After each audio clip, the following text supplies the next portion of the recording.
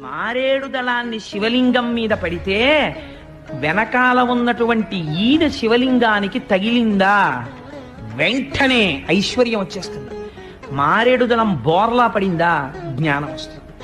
రెండూ కూడా ఫలితాలని ఇచ్చేస్తాయి. అందుకే మారేడు దళంతో శివార్చనకి అంత విశేషమైనటువంటి ప్రఖ్యాతి. మారేడు దళాన్ని శివలింగం మీద పడితే వెనకాల ఉన్నటువంటి ఈన శివలింగానికి తగిలిందా వెంటనే ఐశ్వర్యం వచ్చేస్తుంది. మారేడు దళం బోర్లా పడిందా జ్ఞానం వస్తుంది. రెండూ కూడా ఫలితాలని ఇచ్చేస్తాయి. అందుకే మారేడు దళంతో శివార్చనకి అంత విశేషమైనటువంటి ప్రఖ్యాతి. శివ, నిజానికి నీకివ్వడానికి నా దగ్గరేం లేదు. నీకివ్వగలిగినంత గొప్పవాణ్ణి నేను కాను. ఎందుచేత అంటావేమో, గిరస్తి కరస్తే హేమాద్రియో, నీ చేతిలో బంగారు పర్వతం, మేరు పర్వతం ఉంది.